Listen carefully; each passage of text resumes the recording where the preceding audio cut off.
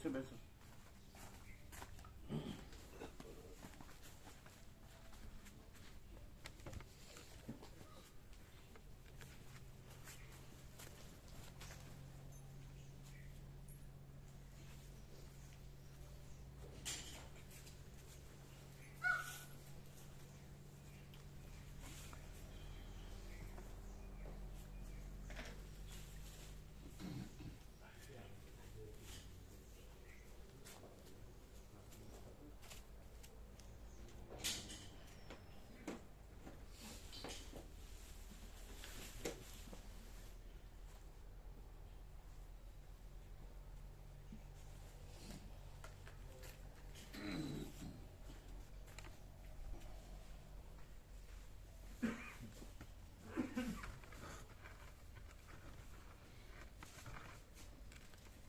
આવી ગયા તમારા ચિરંજીવ અમદાવાદ? હા.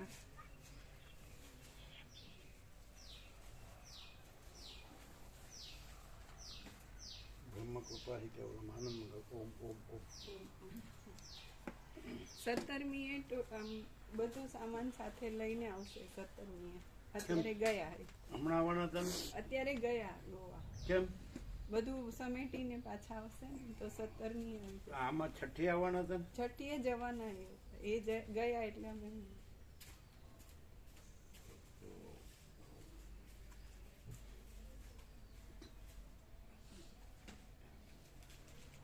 તમારે ત્યાંનો સામાન સામાન એટલી જગ્યા છે?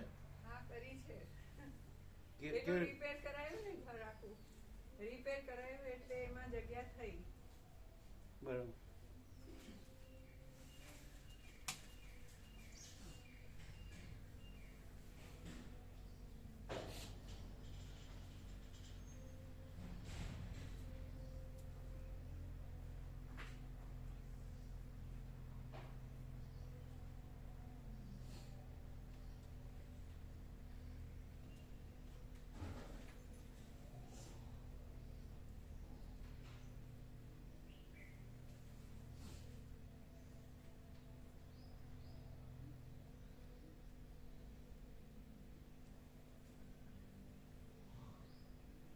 યોગવાસીટ વાંચેવા અને નવા યોગવાસીટ વાંચેવાને અપાય તમારા સર્કલમાં જે અભ્યાસી સંસ્કારીઓને વાંચેવા હોય તો નવા યોગવાસીટ અપાય. એમ કે જૂના છે તો એને કહે બીજા વાંચેવાને આપો, જૂનાને નવા તમે લો.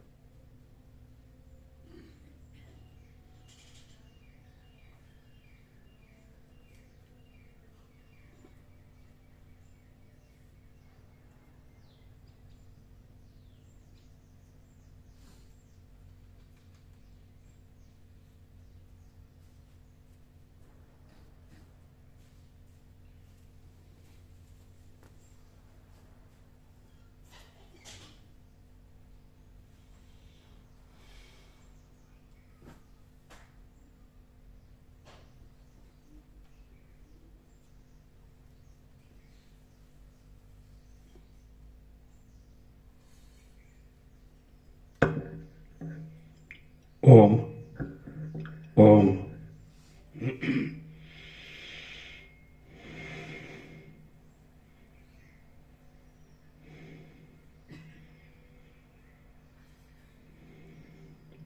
પરમ ચિદાકાશ, પરમ જ્યોતિ, અખંડ જ્યોતિ, મહાચિદાકાશ, સ્વયં પ્રકાશ, સંપૂર્ણ પ્રકાશ, પૂર્ણ બ્રહ્મ, અનંત તેજઘન, અનંત ચિદઘન, પરમાકાશ, કેવલ અનંત શુદ્ધ તેજઘન, પરમાકાશ, અખિલાત્મા, પૂર્ણ બ્રહ્મ, પરમાત્મા,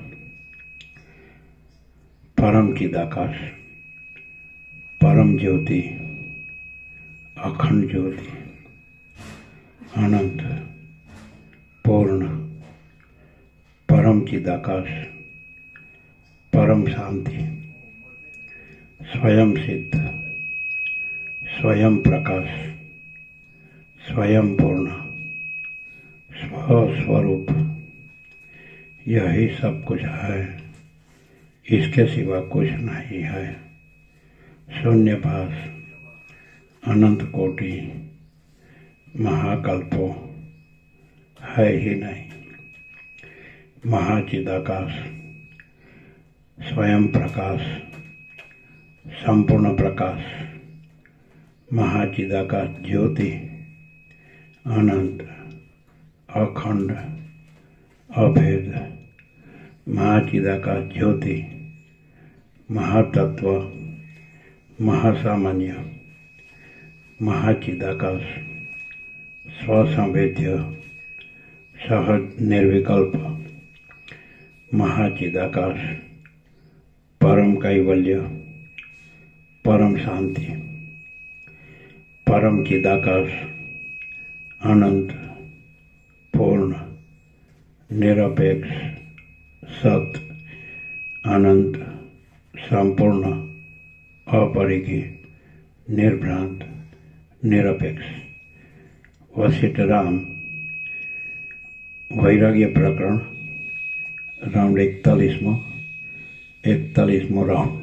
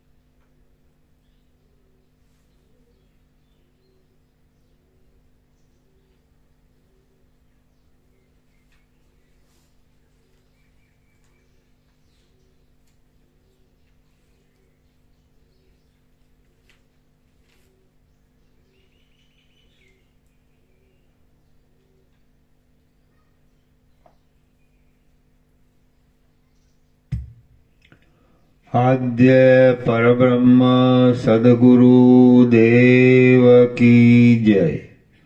ओम श्री परमात्मने नमः। सद्ग्रंथों शिरोमणि श्री योग वासिष्ठ महारामायण वैराग्य प्रकरण सर्ग तीजो पेज नंबर 8 सर्ग त्रीजो दृश्यबादनो उपाय, वासना भेदનું લક્ષણ તથા રામની તીર્થયાત્રા। આ ત્રીજા સર્ગમાં દ્રશ્ય પદાર્થોનો બાદ કરવાનો ઉપાય, વાસનાના ભેદનું લક્ષણ અને રામની તીર્થયાત્રા વિસ્તારથી કહેવામાં આવશે। ભરદ્વાજ બોલ્યા, હે બ્રહ્મન, પ્રથમ રામના ચરિત્રનો સંબંધ લઈને આપ અનુક્રમે મને જીવન મુક્તની સ્થિતિ કહો, એટલે તેનું અનુસંધાન રાખીને હું સર્વદા સુખી રહીશ। વાલ્મીકી બોલ્યા, હે સાધુ, આ જગતરૂપી ભ્રમ આકાશમાં દેખાતા નીલવર્ણ જેવો છે। કૌંસમાં, જેમ આકાશમાં નીલવર્ણ સાચે જ નથી, તેમ પરબ્રહ્મ વિશે જગત પણ સાચે જ નથી, એ તો ભ્રમ છે। કોઈ સમયે પણ તેનું પાછું સ્મરણ ન થાય એવું વિસ્મરણ થવું એ મુક્તિનું સર્વોત્તમ લક્ષણ અને સ્વરૂપ છે, એવો મારો નિશ્ચય છે। કોઈ સમયે પણ તેનું પાછું સ્મરણ ન થાય એવું વિસ્મરણ થવું એ મુક્તિનું સર્વોત્તમ લક્ષણ અને સ્વરૂપ છે, એવો મારો નિશ્ચય છે। દ્રશ્ય માત્ર એકદમ અસ્તિત્વ રહિત છે એવો બોધ થયા વિના આ વાત કોઈ સમયે પણ કોઈના અનુભવમાં આવતી નથી। દ્રશ્ય માત્ર એકદમ અસ્તિત્વ રહિત છે એવો બોધ થયા વિના આ વાત કોઈ સમયે પણ કોઈના અનુભવમાં આવતી નથી। બોધના નીચે ટાંચ છે। પ્રતીત થતા પદાર્થમાં મિથ્યાપણાના સંશય વિપર્યયથી રહિત સુદૃઢ નિશ્ચય, જેમ મૃગજળ પ્રતીત થતા છતાં વિવેકીને એ જળ નથી, એવો સુદૃઢ નિશ્ચય રહે છે તેમ ફરીથી પ્રતીત થતા પદાર્થમાં મિથ્યાપણાના સંશય વિપર્યયથી રહિત સુદૃઢ નિશ્ચય જેમ મૃગજળ પ્રતીત થતા છતાં વિવેકીને એ જળ નથી એવો સુદૃઢ નિશ્ચય રહે છે તેમ દ્રશ્ય માત્ર એકદમ અસ્તિત્વ રહિત છે એવો બોધ થયા વિના આ વાત કોઈ સમયે પણ કોઈના અનુભવમાં આવતી નથી અને એ બોધ સ્વરૂપનો સાક્ષાત્કાર થયા વિના થતો નથી ફરીથી અને એ બોધ સ્વરૂપનો સાક્ષાત્કાર થયા વિના થતો નથી. એટલા માટે ઉપાયથી સ્વરૂપનો સાક્ષાત્કાર સિદ્ધ કરવો જોઈએ. આ શાસ્ત્ર યથાર્થ રીતે સમજવામાં આવે તો એ સ્વરૂપનો સાક્ષાત્કાર થાય. ફરીથી આ શાસ્ત્ર યથાર્થ રીતે સમજવામાં આવે તો એ સ્વરૂપનો સાક્ષાત્કાર થાય. એટલા માટે તત્વનો નિર્ણય થતા સુધી તું આ વિસ્તીર્ણ શાસ્ત્ર સાંભળીશ તો તને એ સાક્ષાત્કાર પ્રાપ્ત થશે. ફરીથી એટલા માટે તત્વનો નિર્ણય થતા સુધી તું આ વિસ્તીર્ણ શાસ્ત્ર સાંભળીશ તો તને એ સાક્ષાત્કાર પ્રાપ્ત થશે. તે સાંભળ્યા વિના થશે નહીં. હે નિષ્પાપ, જેમ આકાશનો નીલવર્ણ પ્રત્યક્ષ દેખાતા છતાં પૂર્ણ વિચારથી જોતા નથી જ એમ અનુભવમાં આવે છે, તેમાં જગતરૂપ બ્રહ્મ પ્રત્યક્ષ દેખાતા છતાં પણ આ ગ્રંથના વિચારથી નથી જ એમ અનુભવમાં આવે છે. ફરીથી જેમ આકાશનો નીલવર્ણ પ્રત્યક્ષ દેખાતા છતાં પૂર્ણ વિચારથી જોતા નથી જ એમ અનુભવમાં આવે છે, તેમાં જગતરૂપ બ્રહ્મ પ્રત્યક્ષ દેખાતા છતાં પણ આ ગ્રંથના વિચારથી નથી જ એમ અનુભવમાં આવે છે. જે દ્રશ્ય પદાર્થ છે જે દ્રશ્ય પદાર્થ છે તે કાંઈ છે જ નહીં, જે દ્રશ્ય પદાર્થ છે તે કાંઈ છે જ નહીં એવા બોધથી જો મનમાંથી દ્રશ્ય પદાર્થનું માર્જન થઈ જાય તો તેથી સ્વરૂપનો અનુભવ થતાં સર્વોત્તમ મોક્ષ સુખ અવશ્ય પ્રાપ્ત થાય છે. ફરીથી જે દ્રશ્ય પદાર્થ છે તે કાંઈ છે જ નહીં એવા બોધથી જો મનમાંથી દ્રશ્ય પદાર્થનું માર્જન થઈ જાય તો તેથી સ્વરૂપનો અનુભવ થતાં સર્વોત્તમ મોક્ષ સુખ અવશ્ય પ્રાપ્ત થાય છે. બાકી અનાદિકાળના અજ્ઞાનથી ઘેરાયેલા અને અહીં બહિર્મુખ શાસ્ત્રોરૂપી ખાડાઓમાં લોટ્યા કરતા તમને લોકોને આ ગ્રંથના અભ્યાસ વિના હજારો કલ્પો વીતતા પણ મોક્ષ સુખ મળવાનું નથી. ફરીથી બાકી અનાદિકાળના અજ્ઞાનથી ઘેરાયેલા અને અહીં બહિર્મુખ શાસ્ત્રોરૂપી ખાડાઓમાં લોટ્યા કરતા તમને લોકોને આ ગ્રંથના અભ્યાસ વિના હજારો કલ્પો વીતતા પણ મોક્ષ સુખ મળવાનું નથી. હે બ્રહ્મન, વાસનાઓનો સમૂળગો ત્યાગ એ જ ઉત્તમ મોક્ષ કહેવાય છે. ફરીથી હે બ્રહ્મન, વાસનાઓનો સમૂળગો ત્યાગ એ જ ઉત્તમ મોક્ષ કહેવાય છે. અને તે ચિત્ત શુદ્ધિ થયા પછી શ્રવણ મનનાદિક નિર્મળ ક્રમથી પ્રાપ્ત થાય છે. ફરીથી અને તે ચિત્ત શુદ્ધિ થયા પછી શ્રવણ મનનાદિક નિર્મળ ક્રમથી પ્રાપ્ત થાય છે. હે બ્રહ્મન, જેમ ઠંડી ઓછી થતાં હિમનો કણ તુરત પીગળી જાય છે, તેમ વાસના ક્ષીણ થતાં વાસનાઓના સમૂહરૂપ મન પણ તરત જ પીગળી જાય છે. ફરીથી હે બ્રહ્મન, જેમ ઠંડી ઓછી થતાં હિમનો કણ તુરત પીગળી જાય છે, તેમ વાસના ક્ષીણ થતાં વાસનાઓના સમૂહરૂપ મન પણ તરત જ પીગળી જાય છે. જેમ અંદર પરોવેલો ઝીણો દોરો મોતીઓના સમૂહને ધરી રાખે છે, તેમ વાસના આ ભૂતના સમુદાયથી બનેલા દેહને ધરી રાખે છે. ફરીથી જેમ અંદર પરોવેલો ઝીણો દોરો મોતીઓના સમૂહને ધરી રાખે છે, તેમ વાસના આ ભૂતના સમુદાયથી બનેલા દેહને ધરી રાખે છે. એક શુદ્ધ અને બીજી મલિન એમ બે પ્રકારની વાસના છે. જેથી જન્મ આપે છે તે વાસનાને મલિન જાણવી અને જેથી જન્મનો નાશ થાય છે તે વાસનાને શુદ્ધ જાણવી. પ્રબળ અહંકારરૂપી માળીથી પોષાતી અને અજ્ઞાનરૂપ ખેતરમાં વિષયોના અનુસંધાનને કારણે ઘાટી તથા અત્યંત દ્રઢ જામતી મલિન વાસનાને પંડિતોએ પુનર્જન્મ આપનારી કહી છે. જે શુદ્ધ વાસના કહી છે તે તત્વબોધમાં ઉપયોગી છે. બુજેલા બીજની જેમ અંકુર રહિત છે, પુનર્જન્મ આપતી નથી અને તાત્કાલિક દેહને જ ધારણ કરે છે. પુનર્જન્મ ટાળનારી શુદ્ધ વાસના જીવનમુક્ત પ્રાણીઓના શરીરમાં ચાકડાના ભ્રમણ પેઠે રહે છે. કૌંસમાં જેમ કુંભારનો ચાકડો હાથથી ફેરવવાનું છોડી દીધા છતાં પણ વેગના સંસ્કારથી થોડી વાર સુધી ફર્યા કરે છે, તેમ જીવનમુક્તનો દેહ ફર્યા કરે છે. જેમની વાસના શુદ્ધ હોય તેઓ ફરીવાર જન્મરૂપી અનર્થના પાત્ર થતા નથી. તેઓ પરમ તત્વને પામેલા, જીવનમુક્ત અને મહાન બુદ્ધિમાન કહેવાય છે. ફરીથી તેઓ જેમની વાસના શુદ્ધ છે, જેમની વાસના શુદ્ધ હોય તેઓ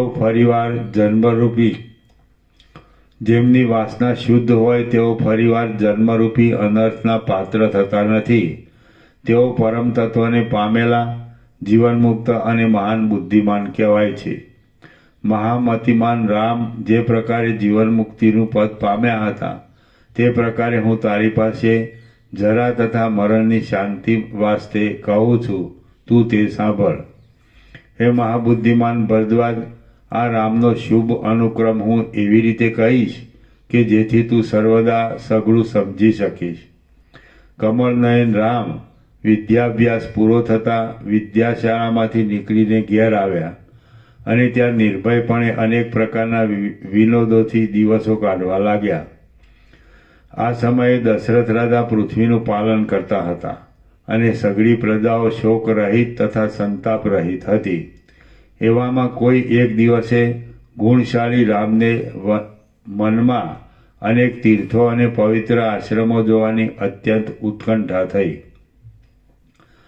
તે વિચાર કરીને પિતાની પાસે આવ્યા અને હંસ જેમ નવીન અને કેસરવાળા 2 કમળોનું ગ્રહણ કરે તેમ તેમણે પિતાના સુંદર અને નખોરૂપી કેસરાવાળા 2 ચરણ કમળનું ગ્રહણ કરી આ પ્રમાણે વિનંતી કરી. શ્રી રામ બોલ્યા, હે પિતા, હે સ્વામી, મારા મનમાં તીર્થો, દેવ મંદિરો, વનો અને ક્ષેત્રો જોવા માટે ઉત્કંઠા થઈ છે. માટે આ મારી પહેલી માગણી આપે સફળ કરવી જોઈએ. હે નાથ, આપે જેને માન ન આપ્યું હોય એવો કોઈ પણ અર્થી આ જગતમાં નથી. આ પ્રમાણે રામે પ્રાર્થના કરી એટલે દશરથ રાજાએ વશિષ્ઠ મુનિની સાથે વિચાર કર્યો અને રામે એ પહેલી જ માગણી કરી હતી, તેથી તેમને યાત્રાએ જવાની આજ્ઞા આપી. પછી શુભ નક્ષત્રવાળા દિવસે રામચંદ્રજી લક્ષ્મણ અને શત્રુઘ્નની સાથે યાત્રામાં નીકળવા સજ્જ થયા. બ્રાહ્મણોએ તેમને સ્વસ્તિ વાચન કર્યું, માતાઓએ તેમને આશીર્વાદ આપ્યા, આલિંગન કર્યા અને તેમને શણગાર ધરાવ્યા. તેમણે પોતે પણ માંગલિક પદાર્થોથી શરીરને સુશોભિત કર્યું. ત્યાં શાસ્ત્રોને જાણનારા કેટલાક બ્રાહ્મણો વશિષ્ઠની આજ્ઞાથી તેમની સાથે આવવાને સજ્જ થયા. આમ એ બ્રાહ્મણોની સાથે તથા કેટલાક સ્નેહી રાજકુમારોની સાથે રામ તીર્થયાત્રા કરવા સારું ઘરમાંથી બહાર નીકળ્યા. હવે તે અયોધ્યા નગરમાંથી નીકળ્યા એટલે નગરજનો વાજિંત્ર વગાડીને તેમને માન આપવા લાગ્યા અને નગરની નારીઓ ભમરાના ટોળાની જેમ ચંચળ નેણે તેમના મુખારવિંદને પી રહી. હિમાલય જેમ હિમથી ઢંકાઈ જાય તેમ ગ્રામીણ લલ્લાઓના વિલોલ હસ્તકમળોથી પડતી લાજાની વૃષ્ટિથી રામ ઢંકાઈ ગયા. આ પ્રમાણે ગામ બહાર નીકળી રામે બ્રાહ્મણ સમૂહોને દાન માન આપી વશ કર્યા અને પ્રજાવર્ગની આશીષો સત્કારપૂર્વક સાંભળી.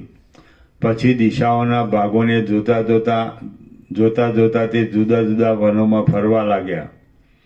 પોતાના કૌશલ દેશથી માંડી માર્ગમાં કોઈ સ્થળે પણ સ્નાન, દાન, તપ અને ધ્યાન આદિ નિયમો નહીં છોડી તેઓ અનુક્રમે પવિત્ર નદીઓના તીરો, વનો, ક્ષેત્રો, દેશના છેડાના જંગલો, સમુદ્ર તથા પર્વતોની પાસેના પ્રદેશોને જોવા લાગ્યા.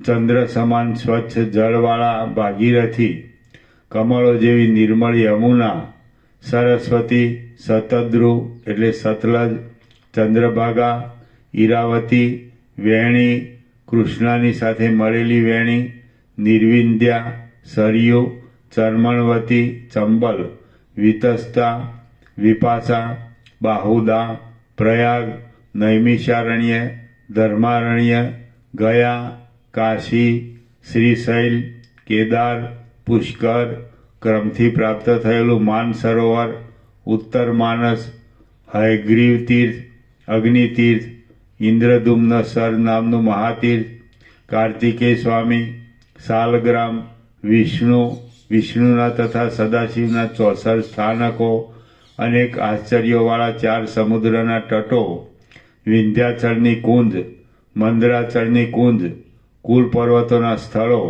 મહાન રાજર્ષિઓના આશ્રમો, બ્રહ્મર્ષિઓના આશ્રમો, દેવતાઓ તથા બ્રાહ્મણોના પવિત્ર શુભ આશ્રમો અને એ સિવાયના બીજા પણ તીર્થોના સમૂહો, સરોવરો, નદીઓ, નદો તથા દરાઓમાં રામ પોતાના ભાઈઓની સાથે વારંવાર ફર્યા. આ પ્રમાણે માનદાતા રામે પોતાના બંને ભાઈઓ સાથે 4 દિશાઓના છેડા ઉપરના સર્વ પૃથ્વી ભાગોની વારંવાર યાત્રા કરી.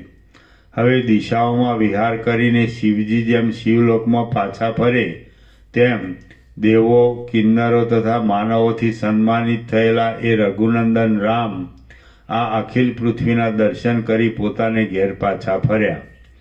શ્રી યોગ વાસિષ્ઠ મહારામાયણમાં વૈરાગ્ય પ્રકરણનો તીર્થયાત્રા પ્રકરણ નામનો સર્ગ 3 સમાપ્ત. સર્ગ 4 રામનો તીર્થયાત્રાથી પાછા ફરવું. આ ચોથા સર્ગમાં રામ તીર્થયાત્રામાંથી આવ્યા પછી તેમણે કરેલી સગા સંબંધીઓને રાજી રાખવાની તથા મૃગયા આદિની કથા કહેવામાં આવશે. વાલ્મીકી બોલ્યા, અયોધ્યા નિવાસીઓએ રામને પુષ્પાંજલિઓના સમૂહોથી વધાવ્યા અને ઇન્દ્રપુત્ર જયંત જેમ સ્વર્ગમાં પ્રવેશ કરે તેમ રામે ઘરમાં પ્રવેશ કર્યો. એ પ્રથમ પ્રવાસથી આવીને રામે પિતાને, વશિષ્ઠને, ભાયાતોને, બાંધવોને, બ્રાહ્મણોને તથા કુળના વૃદ્ધ પુરુષોને પ્રણામ કર્યા. સંબંધીઓએ, માતાઓએ, પિતાએ તથા બ્રાહ્મણોએ વારંવાર આલિંગન કરી તેમનો સદાચાર કર્યો. તે સમયે રામ જાણે આનંદથી સમાતા નહોતા. ત્યારે દશરથ નંદનના ઘરમાં લોકો પરસ્પર મધુર અને પ્રિય વાતો કરવા લાગ્યા અને કોમળ બંસરીના મધુર સૂર જેવા તેમના શબ્દોથી દિશાઓ ગાજી રહી. આમ રામનું આગમન થતાં 8 દિવસ સુધી ઉત્સવ ચાલ્યો અને તેમાં સુખને લીધે લોકોએ જાણે ગાંડા થઈને ગાન તાનથી ભારે કોલાહલ કરી મૂક્યો. ત્યાર પછી રામ પોતાના ઘરમાં આનંદથી રહેવા લાગ્યા અને તે માણસોની આગળ પોતે જોયેલા જુદી જુદી ડબના દેશાચારોનું વર્ણન કરવા લાગ્યા. રામ નિત્ય પ્રાતઃકાળમાં ઉઠી શાસ્ત્રવિધિ પ્રમાણે સંધ્યાવંદન કરતા અને પછી પોતાના ઇન્દ્ર સમાન પિતાનું દર્શન કરવા માટે સભામાં પધારતા. ત્યાં તે વશિષ્ઠ આદિ મહાત્માઓની સાથે આદરપૂર્વક અનેક પ્રકારના જ્ઞાનોથી ભરેલી વાતચીત કરતા. પછી ભોજનાદિક ક્રિયાઓ કરી લઈ ચોથે પહોરે પિતાની આજ્ઞા લઈ તે મૃગયાની ઈચ્છાએ મોટી સેનાથી વીંટાઈને સુવર અને પાડાઓથી ભરેલા વનમાં પધારતા. વનમાંથી પાછા ઘેર પધારી તથા નિયમ પ્રમાણે સ્નાન આદિ કરી તે રાતે મિત્રો તથા બાંધવોની સાથે ભોજન કરતા અને પછી સ્નેહીઓને પોતાની પાસે આખી રાત ગાળતા. તીર્થયાત્રામાંથી આવ્યા પછી રામ ઘણું કરી નિત્ય આ રીતે દિનચર્યા રાખી પોતાના ભાઈઓની સાથે પિતાના ઘરમાં રહેતા હતા. આમ હે નિષ્પાપ, રાજરીતિને અનુસરતા વ્યવહારને લીધે મનનું હરણ કરનારી, સજ્જનોના મનમાં ચાંદનીની પેઠે આનંદ આપનારી અને ઝરતા અમૃતના રસની પેઠે મધુરતાવાળી ચેષ્ટાથી રામ પોતાના દિવસો ગાળતા હતા. શ્રી યોગ વાસિષ્ઠ મહારામાયણમાં વૈરાગ્ય પ્રકરણનો દિવસ વ્યવહાર નિરૂપણ નામનો સર્ગ 4 સમાપ્ત. સર્ગ 5 રામના વૈરાગ્યનું વર્ણન. આ 5મા સર્ગમાં રામના શરીરમાં વૈરાગ્યને લીધે નિર્બળપણા આદિની સ્થિતિ થઈ. દશરથ રાજાને તેનું કારણ જાણવાની ઈચ્છા થઈ અને તે ઉપરથી વશિષ્ઠે ઉત્તર દેવાનો આરંભ કર્યો. આટલી કથા કહેવાશે. વાલ્મીકી બોલ્યા, આ સમયે રામની પોણા 16 વર્ષની અવસ્થા થઈ હતી. શત્રુઘ્ન તથા લક્ષ્મણ પણ રામને અનુસરીને ચાલતા હતા. ભરત ઘણું કરી સર્વદા મોસાળમાં જ રહીને વિનોદ કરતા હતા. ત્યારે રઘુકુળના અગ્રણી મહાવિદ્વાન દશરથ રાજા યોગ્ય રીતે અખિલ પૃથ્વીનું પાલન કરતા હતા અને મંત્રીઓની સાથે નિત્ય પુત્રોના સગપણ સંબંધી વિચાર કર્યા કરતા હતા. તીર્થયાત્રા કરીને આવ્યા પછી રામ તો પોતાના ઘરમાં જ રહેવા લાગ્યા અને શરદ ઋતુમાં જેમ નિર્મળ તળાવ દિવસે દિવસે સુકાઈ જાય છે તેમ તે સુકાવા લાગ્યા. ભ્રમરોની પંક્તિવાળું અને પાકીને ઉઘડી ગયેલી પાંદડીઓવાળું શ્વેત કમળ જેમ ફીકું પડે તેમ તે રાજકુમારનું વિશાળ લોચનવાળું શ્વેત મુખ કમળ પણ ફીકું પડવા લાગ્યું. રામ ચિંતામાં પરવશ થઈ રહ્યા અને પદ્માસન વાળી ગાલ ઉપર હાથ મૂકી બેસી રહેવા લાગ્યા. તે સઘળા કામો મૂકીને જાણે મૂંગા જેવા બનવા લાગ્યા. આમ રામ ચિંતાએ કરીને શરીરે લેવાઈ ગયા હતા. મનમાં અત્યંત ખેદ પામ્યા હતા અને ચિત્રમાં ચિતરેલા માણસની જેમ તે કોઈની સાથે કશું પણ બોલતા કરતા નહોતા. સેવક લોકો જ્યારે વારંવાર પ્રાર્થના કરે ત્યારે જ કંટાળીને રામ દિવસના પોતાના આવશ્યક કાર્યો કરતા હતા અને તેમનું મુખ કમળ તો કરમાયેલું જ રહેતું હતું. ગુણના ગુણનિધિ એ રામને એવી સ્થિતિમાં જોઈને એમના ભાઈઓ લક્ષ્મણ તથા શત્રુઘ્ન પણ એવી જ દશાને પ્રાપ્ત થયા.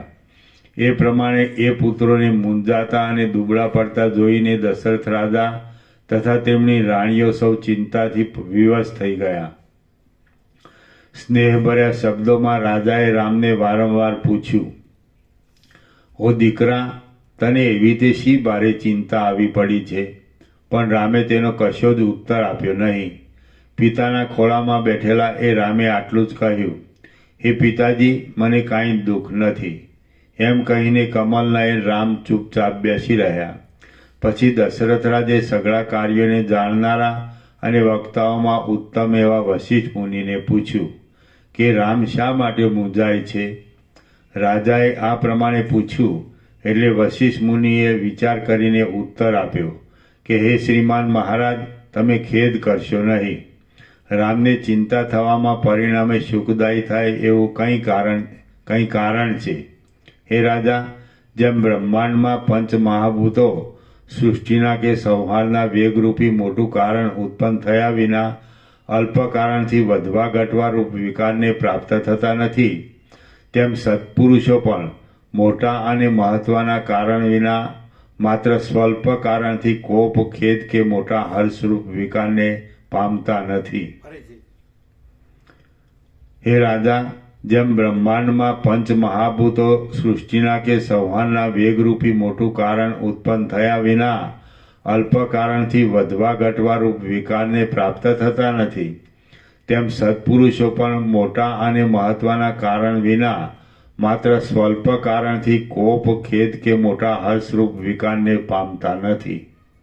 શ્રી યોગ વાસિષ્ઠ મહારામાયણમાં વૈરાગ્ય પ્રકરણનો કાર્શ્ય નિવેદન નામનો સર્ગ 5મો સમાપ્ત. સર્ગ 6. વિશ્વામિત્રનું આગમન.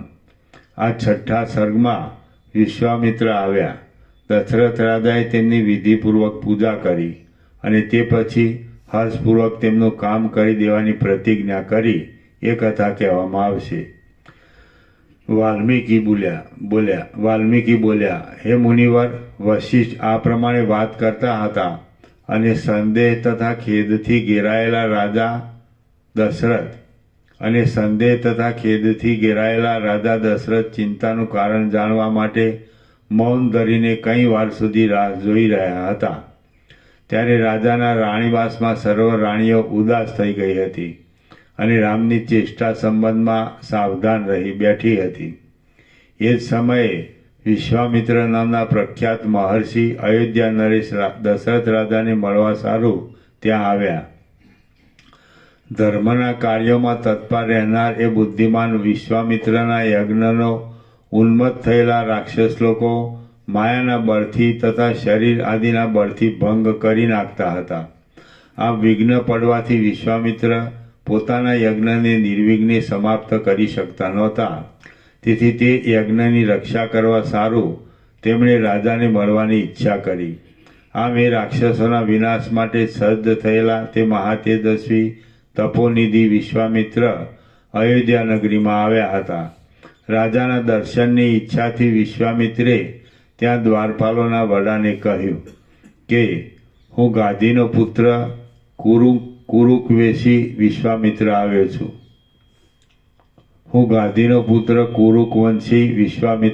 છું. રાજાને જટ ખબર આપો.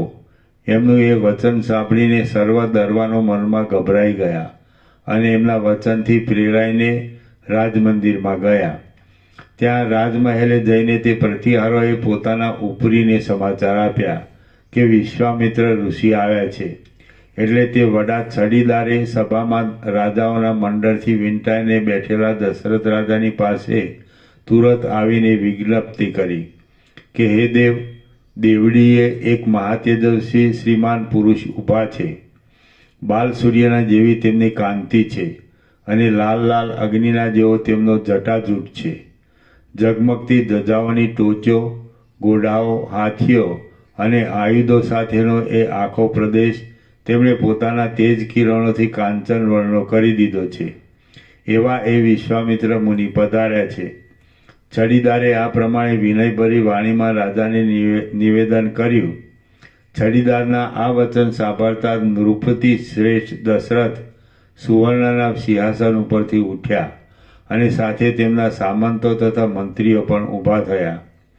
રાજાઓના સમૂહથી વીંટાયેલા અને રાજસમૂહના મંડળથી સ્તુતિ પામતા એ દશરથ રાજા એકદમ વશિષ્ઠ અને વામદેવની સાથે ત્યાંથી પગે ચાલી નીકળ્યા અને જ્યાં એ મહામુનિ વિશ્વામિત્ર ઊભા હતા ત્યાં પહોંચી ગયા. ત્યાં તેમણે એ મુનિવરને દેવડી આગળ ઊભેલા જોયા. ત્યારે બ્રહ્મતેજ અને ક્ષાત્ર તેજથી ભરપૂર ભરેલા એ મહાતેજસ્વી વિશ્વામિત્ર જાણે કોઈ કારણથી સૂર્યનારાયણ પૃથ્વી પર આવ્યા હોય તેવા દેખાતા હતા. વૃદ્ધાવસ્થાને લીધે દોડી થયેલી અને નિત્ય તપના પ્રકર્ષને લીધે વૃક્ષ થયેલી તેમની જટાની લટો ખભા ઉપર વીંટાયેલી હતી. તેથી તે જાણે સાયંકાળના વાદળાઓથી વીંટાયેલો કોઈ પહાડ હોય એવા લાગતા હતા. એમનું શરીર સૌમ્ય અને સુંદર હતું. તેજના અંબારને લીધે સામે જોઈ શકાય એમ નહોતું. તે અવયવોની પ્રૌઢ રચનાવાળું, વિનયવાળું, કાંતિવાળું અને કોઈના તેજથી દબાય નહીં એવું હતું. એમની પ્રભા રુચિકર, અત્યંત ભયાનક, સ્વચ્છ, ચકચકિત તથા ગંભીર હતી અને જાણે અમાપ તેજથી રંગાયેલી હતી.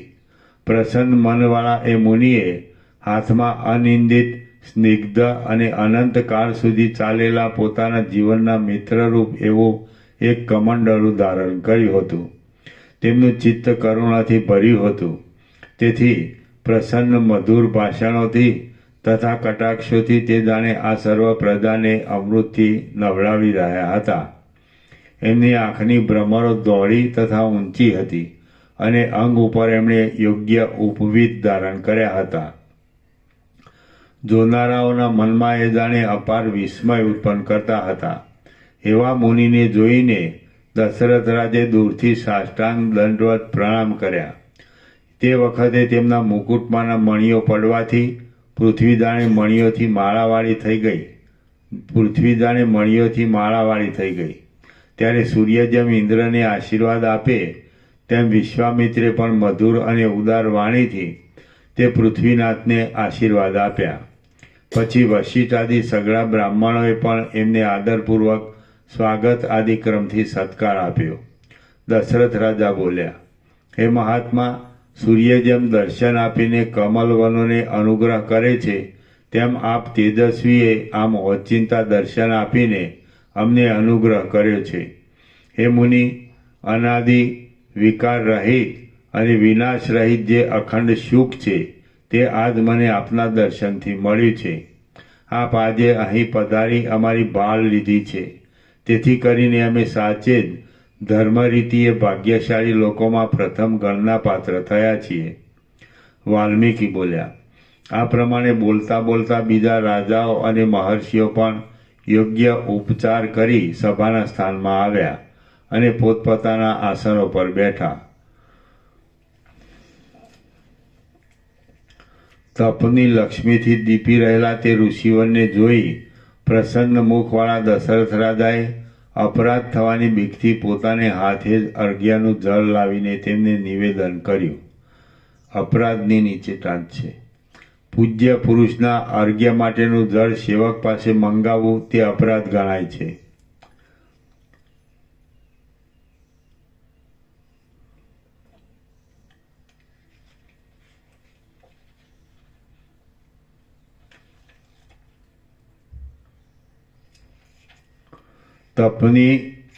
તપની લક્ષ્મીથી દીપી રહેલા તે ઋષિવરને જોઈ પ્રસન્ન મુખવાળા દશરથ રાજાએ અપરાધ થવાની બીકથી પોતાની હાથે જ અર્ઘ્યનું જળ લાવીને તેમને નિવેદન કર્યું. રાજાના અર્ઘ્યનો સ્વીકાર કર્યા પછી મુનિએ શાસ્ત્રવિધિ પ્રમાણે પ્રદક્ષિણા કરતા તે રાજાની કેટલીક પ્રશંસા કરી. આમ દશરથ રાજે મુનિનું પૂજન કર્યું અને મુનિએ પ્રસન્ન મુખે રાજાને તેના મંત્રી તથા પુત્ર આદિના કુશળ વિશે તેમજ ભંડારના ભરપૂરપણા વિશે સમાચાર પૂછ્યા. પછી તે મુનિવર હસીને વશિષ્ઠને મળ્યા અને તેમને યથાયોગ્ય સત્કાર આપીને તેમણે તેમના શિષ્ય તથા આશ્રમ આદિનું કુશળ પૂછ્યું. આ પ્રમાણે તેઓ થોડીવાર યથાયોગ્ય રીતે એકબીજાને મળ્યા અને એકમેકને માન આપીને મનમાં પ્રસન્ન થયા. હવે તે સર્વે તેજસ્વી લોકો રાજસભામાં યોગ્ય આસનો પર બેસીને આદરપૂર્વક પરસ્પરનું સ્વસ્થપણું પૂછવા લાગ્યા. રાજાએ આસન પર બિરાજેલા એ મહાબુદ્ધિમાન વિશ્વામિત્રને વારંવાર પાદ્ય, અર્ઘ્ય, ગાય તથા વસ્ત્રાદિક અર્પણ કર્યા. પછી તેમનું વિધિપૂર્વક પૂજન કરીને તેણે સાવધાન રહી પ્રસન્નતા સાથે તેમને આ પ્રમાણે કહ્યું. દશરથ બોલ્યા. આ આપનું પધારવું અમને અમૃતની પ્રાપ્તિ જેવું છે, દુષ્કાળમાં વૃષ્ટિ થયા જેવું છે અને આંધળાને આંખ મળ્યા જેવું છે. આપનું આ આગમન અપુત્ર પુરુષને પ્રિય પત્નીના સમાગમથી પુત્ર થાય અને સ્વપ્નમાં દીઠા પ્રમાણે જાગ્રત અવસ્થામાં અર્થ લાભ થાય તેના જેવું સંતોષ દેનારું છે. ઇષ્ટ વસ્તુના સંયોગથી, પ્રિયજનના આવવાથી અને ગયેલી વસ્તુ પાછી મળવાથી જેવો હર્ષ થાય તેવો આપના પધારવાથી અમને હર્ષ થયો છે. હે બ્રહ્મન, મરી ગયેલો માણસ આકાશ માર્ગે પાછો આવે તેથી તેના સંબંધીઓને જેવો આનંદ થાય તેવો આ આપના આવવાથી અમને આનંદ થયો છે. હે મહામુનિ, આપનું સ્વાગત હો. હે મુનિ, બ્રહ્મલોકમાં રહેવાનું કોને આનંદ ન આપે? આપના આવવાથી અમને તેવો આનંદ મળ્યો છે એ હું સાચું જ કહું છું. હે મહારાજ, આપને શી મોટી કામના છે? આપની હું શી સેવા કરું? હે વિપ્ર, આપ પરમ ધર્માત્મા છો અને સર્વ સ્વીકારવાને પાત્ર છો. હે ભગવાન, પ્રથમ આપ રાજર્ષિ હતા અને પછી તપ કરી ભારે તેજ મેળવીને આપ બ્રહ્મર્ષિપણું પામ્યા છો. આપ મારે પૂજવા યોગ્ય છો. ગંગાજળમાં નાહવાથી જેવી પ્રીતિ થાય તેવી પ્રીતિ મને તમારા દર્શનથી થઈ છે અને તે મારા અંતરાત્માને શીતળતા આપે છે. આપ ઈચ્છા, ભય, ક્રોધ, રાગ અને સંતાપથી રહિત છો. હે બ્રહ્મન, એવા આપ આજ મારી પાસે આવ્યા એ ઘણું અદ્ભુત છે. હે શ્રેષ્ઠ બ્રહ્મવેત્તા, આજ હું મારા આત્માને નિર્દોષ થયેલો, શુભ ધામમાં રહેલો અને જાણે ચંદ્રના મંડળમાં ડૂબેલો માનું છું. હે મુનિ, આજ આપ મારી પાસે પધાર્યા છો તે હું જાણે સાક્ષાત બ્રહ્મા પધાર્યા છે એમ માનું છું. આપના આવવાથી હું પવિત્ર થયો છું અને અનુગ્રહ પામ્યો છું. હે મહાત્મા, આજ આપના આગમનરૂપી પુણ્યથી રંગાઈ જવાને લીધે મારો જન્મ સફળ થયો છે અને જીવિત પણ સુજીવિત થયું છે. સમુદ્ર જેમ ચંદ્રને દેખીને પોતામાં સમાતો નથી, તેમ અહીં પધારેલા આપના દર્શન, પૂજન અને નમન કરીને હું પણ સમાઈ રહેતો નથી. હે મુનિવર, આપને જે કંઈ કાર્ય હોય અથવા જે કોઈ અર્થથી આપ અહીં પધાર્યા હો, તે કાર્ય અને તે અર્થ મેં કર્યા જ છે એમ આપ સમજો, કારણ કે આપ સર્વદા મારે માન્ય છો. હે કૌશિક, આપે આપના કાર્ય માટે કશો જ સંશય નહીં રાખો. હે ભગવાન, આપને ન આપવું એવી કોઈ વસ્તુ મારી પાસે છે જ નહીં. કૌંસમાં, કારણ કે તમને આપવાથી તે વસ્તુનું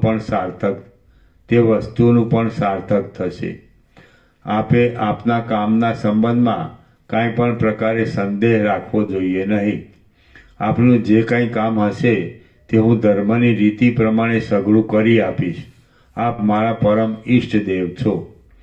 ગુણ અને યશમાં પ્રખ્યાત એવા એ મુનિશ્રેષ્ઠ વિશ્વામિત્ર પોતાના પ્રભાવને જાણનારા દશરથ રાજના આવા અત્યંત મધુર, કાનને સુખદાયી, વિનય ભરેલા અને ઉત્તમ ગુણોથી ભરેલા વચનો સાંભળીને પરમ હર્ષ પામ્યા. શ્રી યોગવાસિષ્ઠ મહારામાયણમાં વૈરાગ્ય પ્રકરણનો વિશ્વામિત્રાભ્યાગમન નામનો સર્ગ 6 સમાપ્ત. સર્ગ 7મો, વિશ્વામિત્રની રામને મોકલવાની માગણી. આ 7મા સર્ગમાં વિશ્વામિત્ર મુનિએ કરેલા દશરથ રાજાના વખાણ, યજ્ઞના વિઘ્નનું નિવેદન અને રાક્ષસોને મારવા માટે રામને મોકલવાની માગણી કહેવામાં આવશે.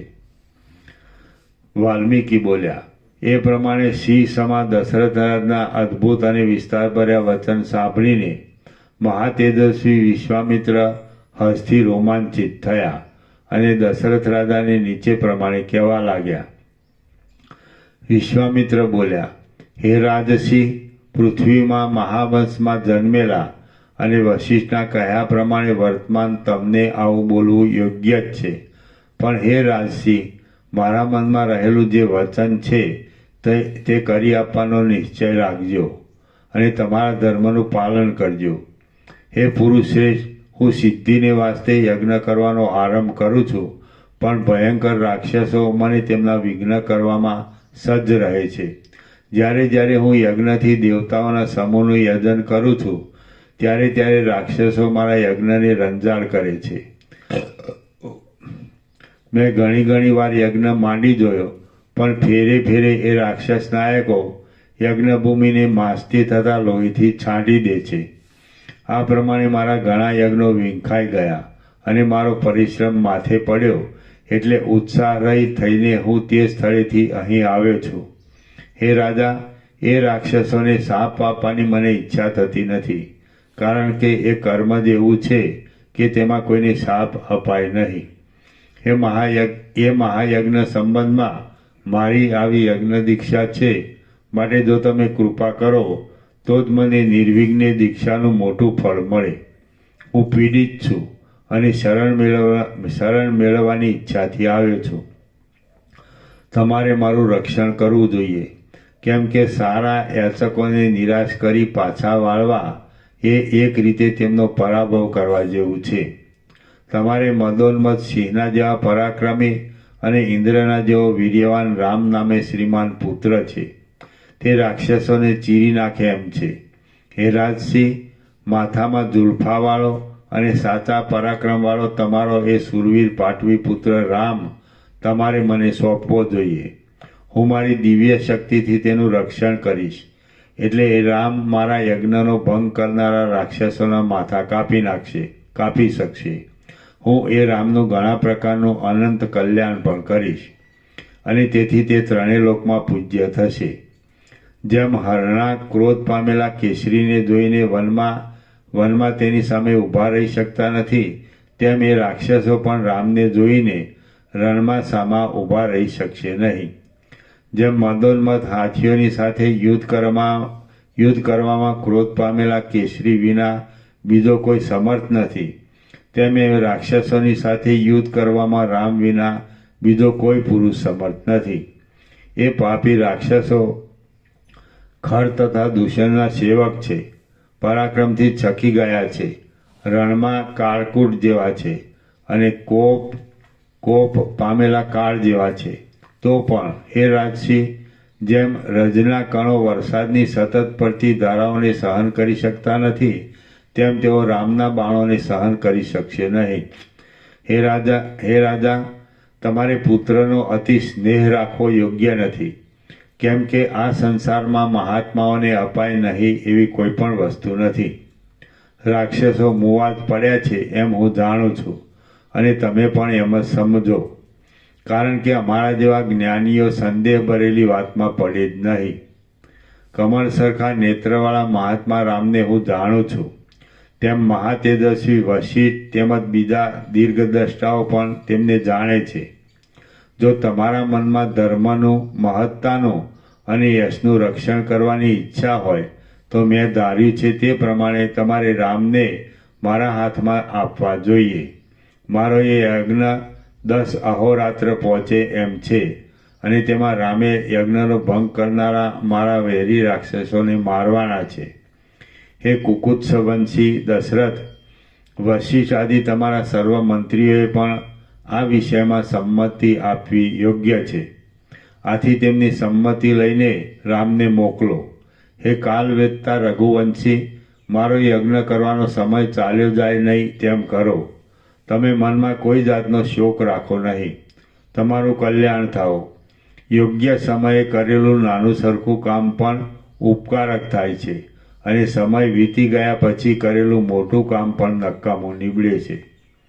યોગ્ય સમયે કરેલું નાનું સરખું કામ પણ ઉપકારક થાય છે, અને સમય વીતી ગયા પછી કરેલું મોટું કામ પણ નકામું નીવડે છે.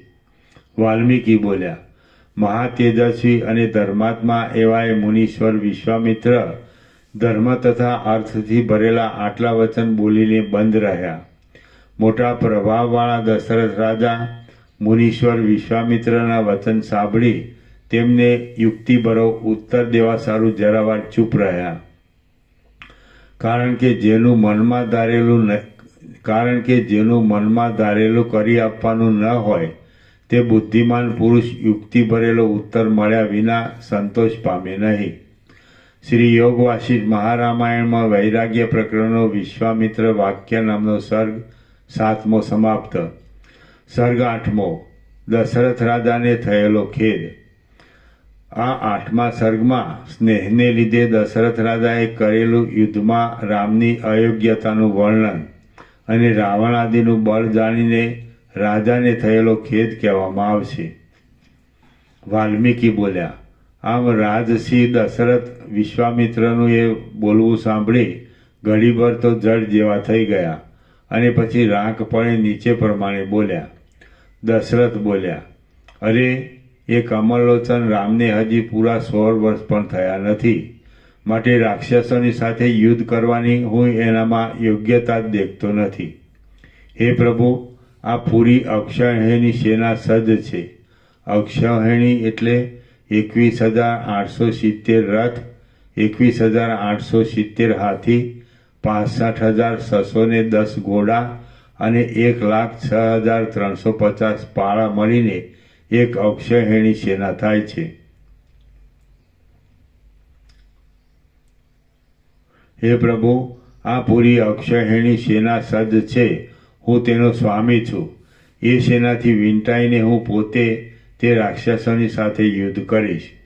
આ મારા સેવકો સુરા છે, પરાક્રમી છે અને વિચાર કરવામાં વિચક્ષણ છે. વળી હું પણ હાથમાં ધનુષ્ય ધરીને રણમોખરે એનું રક્ષણ કરીશ. કેસરી જેમ મદોન્મત હાથીઓ સાથે યુદ્ધ કરે તેમ હું એ લોકોની સહાયથી ઇન્દ્ર કરતાં પણ અધિક પરાક્રમવાળા વીર લોકોની સાથે યુદ્ધ કરીશ. રામ તો બાળક છે અને તેને સૈન્યના બરાબરની ભાળ સરખી નથી. અંતઃપુરમાં આલેખેલી રણભૂમિ વિના એણે બીજી સાચી રણભૂમિ જોઈ પણ નથી. તેની પાસે ઉત્તમ શાસ્ત્રાર્થો નથી, તેમ તે યુદ્ધમાં શસ્ત્રાર્થો તેની પાસે ઉત્તમ શસ્ત્રાર્થો નથી, તેમ તે યુદ્ધમાં કુશળ નથી. વળી અનેકાનેક શૂરવીરોથી ભરેલી રણભૂમિથી તે પૂરો જાણીતો નથી. કેવળ ફૂલવાડીઓમાં, નગરના ઉપવનોમાં અને બગીચાઓની વનકુંજોમાં નિત્ય ફરવાનો જ એને અભ્યાસ છે. વેરેલા પુષ્પોની અંદર સજાવટભરી પોતાના ઘર આંગણાની વાડીઓમાં જ અને એને રાજકુમારોની સંગાથી વિહાર કરવાનો આવડે છે. તેમાં વળી હે બ્રહ્મન, મારું ભાગ્ય અવળું ફર્યું છે. એટલે તો હિમથી પીળા તથા દુબળા પડી જતા કમળની જેમ એ રામ પણ પીળો અને દુબળો પડી ગયો છે. એ નથી અન્ન ખાઈ શકતો અને નથી ઘરની ભૂમિમાં વિહરી શકતો. એનું મન ઊંડા ઊંડા ખેદથી ભરાઈ ગયું છે અને સાવ શૂન્મુનની જેમ એ પડી રહે છે. હે મુનિનાયક, એને કારણે હું મારી પત્નીઓ અને મારા સેવકો શરદ ઋતુની મેઘની જેમ ખાલી ખાલી થઈ ગયા છીએ. આમ મારો એ બાળકુમાર પીડાથી આવો પરવશ થઈ ગયો છે, તો હું તેને કેમ કરીને રાક્ષસો સામે યુદ્ધ કરવા સારું તમને સોંપું? હે મહાત્મા, હે મહાબુદ્ધિમાન, પુત્ર ઉપરનો સ્નેહ તો મુગ્ધા સ્ત્રીના સંગ કરતાં, અમૃતના રસ કરતાં અને રાજ્ય કરતાં એ વધારે સુખકારી છે. ત્રણેય લોકમાં તપ આદિ જે કાર્યો મહાકષ્ટે અને લાંબે ગાળે પૂરા થાય છે, તે કાર્યો પણ સત્પુરુષો પુત્રના સ્નેહને લીધે નિસંશય કરે છે. મનુષ્યો પ્રાણને, ધનને અને સ્ત્રીઓને સહજમાં છોડી દઈ શકે છે, પણ તેઓ પોતાના પુત્રને છોડી દઈ શકતા નથી. હે મુનિવર, પ્રાણીઓમાં આ સ્વાભાવિક જ છે. રાક્ષસો ક્રૂર કામો કરનારા છે અને કપટભરી યુદ્ધ કરવામાં કુશળ છે. આ બાજુ રામની આવી સ્થિતિ છે, એટલે રામને એ રાક્ષસો સાથે યુદ્ધ કરાવવું એ યોજના અતિ અસહ્ય છે. જીવવાની ઈચ્છાવાળો હું રામ વિના એક ઘડી પણ જીવી શકું એમ નથી. આથી આપે રામને લઈ જવા યોગ્ય નથી. હે વિશ્વામિત્ર, 9,000 વર્ષ સુધી મેં પુત્રેચ્છાથી અનેક યત્નો કર્યા. ત્યારે અશ્વમેધ અને પુત્રેષ્ટિ આદિ ક્રિયાથી મને માંડ હમણાં 4 પુત્રો થયા છે. તે 4માં કમળલોચન રામ મુખ્ય છે. મારા 3 પુત્રો પણ એ રામ વિના પ્રાણ ટકાવી શકશે નહીં. છતાં આપ રામને રાક્ષસો સામે લડવા લઈ જ જશો તો મને પુત્રથી રહિત થયેલો અને તત્કાલ મરણ પામેલો જ માની લેજો. 4 દીકરાઓમાં મને રામ ઉપર જ વધારે પ્રીતિ છે. માટે પાટવી કુંવર અને ધર્મમાં તત્પર રહેનારા એ રામને આપે લઈ જવો યોગ્ય નથી.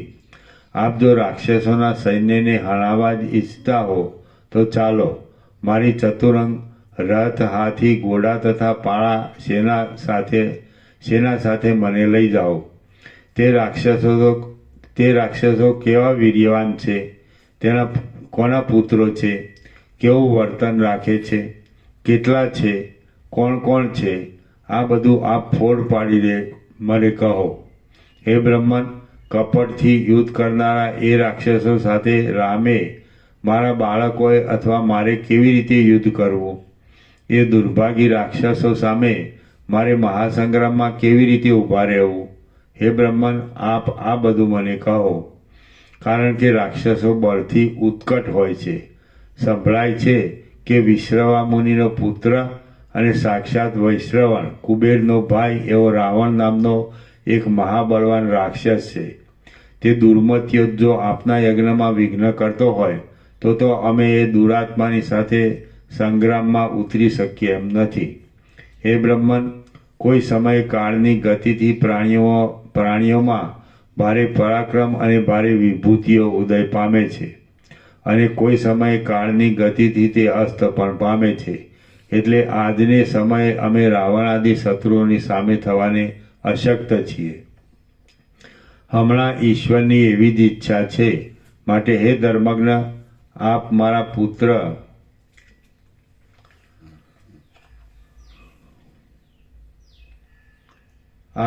પુત્ર ઉપર કૃપા કરો. હું હીનભાગી છું. આપ જ મારા પરમ દૈવત રૂપ છો.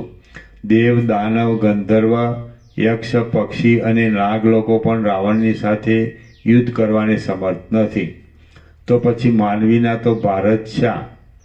રાવણ રાક્ષસ મહાબળવાનોના બળને પણ યુદ્ધમાં તોડી નાખે છે. માટે એની અથવા એના પુત્રોની સાથે પણ અમે યુદ્ધ કરી શકીએ એમ નથી. આ કાળ કોઈ બીજી જ રીતનો છે. તેમણે સજ્જનોને નિર્બળ કરી નાખ્યા છે અને તેથી રઘુવંશનો ધુરંધર હું પણ ગળપણથી જર્જરિત થઈને દીનતા પામ્યો છું. અથવા મધુનો પુત્ર લવણાસુર આપના યજ્ઞનો નાશ કરતો હોય તો તે કહો, છતાં પણ હું મારા પુત્રને મોકલીશ નહીં. અથવા વિવસ્વાન યમના જેવા શુંદ ઉપશુંદના પુત્ર મારીચ અને સુબાહુ આપના યજ્ઞમાં વિઘ્ન કરતા હોય તો તેવું કહો, છતાં પણ હું મારો પુત્ર આપને આપીશ નહીં. આમ છતાં આપ જો રામને લઈ જ જશો તો આપે મને મારી જ નાખ્યો એમ સમજીશ. રામને મોકલવાથી કોઈ રીતે મારું સુખ અવિચળ રહે એમ હું ધારતો નથી. મુનિનું વચન માનવું કે નહીં માનવું એવા સંશયરૂપી મોટા તરંગમાં ડૂબેલા તે રઘુશ્રેષ્ઠ મહાત્મા દશરથરાજ આ પ્રમાણે કોમળ વચન બોલીને જાણે મોટા તરંગો ઉછળતા સાગરમાં ગળકા ખાતા હોય તેમ મૂંઝાઈ ગયા. તેમને કોઈ જાતનું સુખ મળ્યું નહીં, તેમ તે કોઈ નિશ્ચય ઉપર આવ્યા નહીં. શ્રી યોગ વાસિષ્ઠ મહારામાયણમાં વૈરાગ્ય પ્રકરણનો દશરથ વાક્ય નામનો સર્ગ 8મો સમાપ્ત. સર્ગ 9મો વિશ્વામિત્રના તપોબળ ઇત્યાદિનું વર્ણન. વાલ્મીકી બોલ્યા, દશરથ રાજાના એ વચન સાંભળી વિશ્વામિત્ર રોષ પામ્યા અને સ્નેહથી ભરાઈ ગયેલી આંખોવાળા એ રાજાને આ વચનો કહેવા લાગ્યા. વિશ્વામિત્ર બોલ્યા, તમે એકવાર કહ્યું કે હું તમારું કામ કરીશ અને હવે બીજી વાર તે પ્રતિજ્ઞાને ફોક કરવા ઈચ્છો છો? આ તો જાણે તમે કેસરી સિંહ થઈને હરણું થવા ઈચ્છો છો. આમ બોલેલા વચન ખોટા કરવાનું રઘુવીરોના આ કુળને શોભતું નથી. શીતળ કિરણવાળા ચંદ્રમામાંથી ક્યારેય ઉષ્ણ કિરણો નીકળે જ નહીં. હે રાજન, તમે તમારું વચન પાળવા સમર્થ ન હો તો આ હું જેમ આવ્યો છું તેમ પાછો જઈશ. હે કુકુત્સ વંશજ, પણ હવે તમે પ્રતિજ્ઞા ઉપર પાણી ફેરવીને ભલે તમારા બંધુઓ સાથે સુખી થાઓ. વાલ્મીકી બોલ્યા, આ પ્રમાણે મહાત્મા વિશ્વામિત્ર કોપથી વ્યાપ્ત થઈ ગયા. ત્યારે સઘળી પૃથ્વી ધ્રુજવા લાગી અને દેવતાઓને પણ ભય ઉત્પન્ન થયો. જગતના મિત્ર એવા એ મહામુનિ વિશ્વામિત્રને આમ ક્રોધાયમાન થયેલા જાણીને ધીરજવાળા અને ઉત્તમ નિયમો પાળનારા બુદ્ધિમાન વશિષ્ઠ મુનિએ રાજાને આ વચન કહ્યા. વશિષ્ઠ બોલ્યા, તમે દશરથરાજ ઈક્ષ્વાકુના કુળમાં જાણે સાક્ષાત બીજા ધર્મજ અવતર્યા છો. તમે શ્રીમાન છો અને ત્રણેય લોકોના ગુણોથી વિભૂષિત છો. મોટી સમૃદ્ધિવાળા તમે ધીરજવાળા અને સદાચારવાળા છો. આમ હોઈને તમારે સ્વધર્મ છોડી દેવો જોઈએ નહીં.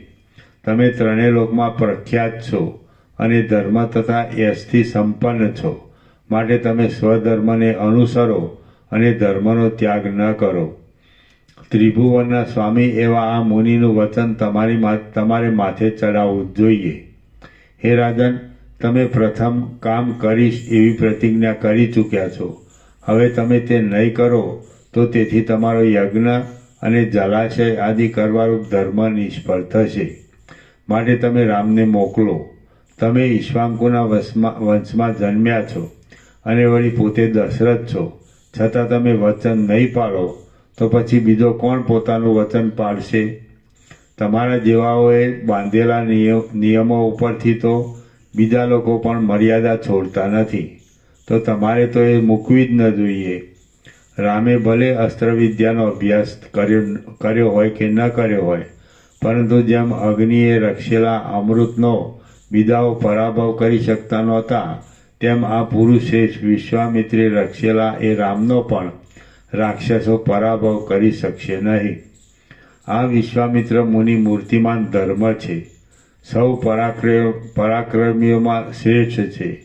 સર્વલોકમાં અધિક બુદ્ધિમાન છે અને તપના પરમ નિવાસરૂપ છે.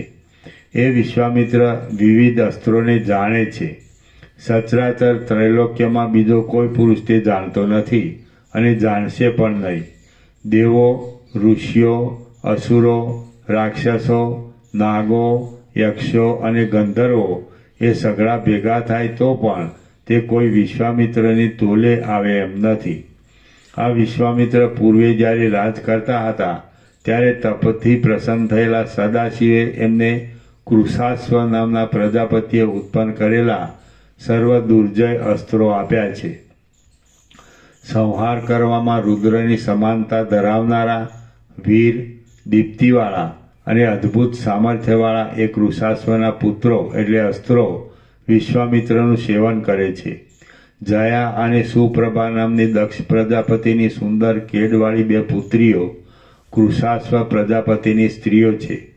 તે સ્ત્રીઓમાં કૃષાશ્વ પ્રજાપતિએ કોઈથી પણ જીતાય નહીં એવા 100 પુત્રો અસ્ત્રોના દેવ ઉત્પન્ન કર્યા હતા. પૂર્વે જયાએ પતિની સેવા કરીને વરદાન મેળવ્યું હતું અને 50 પુત્રોને જન્મ આપ્યો હતો. તેઓ અસુરોના સૈન્યનો વધ કરવામાં સમર્થ છે અને પ્રયોગ કરનારની ઈચ્છા પ્રમાણે ચાલે છે. બીજી સુપ્રભાએ સંઘર્ષ નામના 50 પુત્રો ઉત્પન્ન કર્યા હતા. તેઓ દુર્ધર્ષ છે, તીક્ષ્ણ આકારવાળા છે અને બળવત્તર છે. યોગના બળથી સઘળા જગતને જોઈ શકનારા આ મહાતેજસ્વી વિશ્વામિત્ર મુનિ આવા વીર્યવાન છે. માટે રામને એમની સાથે મોકલવામાં તમારે તમારી બુદ્ધિને ગાભરી કરવી જોઈતી નથી. હે સદરાજન, આ અપાર શક્તિશાળી મુનિરાજ સમીપમાં હોય ત્યારે કોઈ પુરુષનું મૃત્યુ આવી ચૂકેલું હોય તો પણ તે પુરુષ અમરતા પામે છે. માટે તમે મૂઢ મનુષ્યની પેઠે દીનતા પામો નહીં. શ્રી યોગ વાસિષ્ઠ મહારામાયણમાં વૈરાગ્ય પ્રકરણનો વશિષ્ઠ સમાશ્વાસન નામનો સર્ગ 9મો સમાપ્ત. સર્ગ ઓમ ઓમ ઓમ. પાના નંબર 19.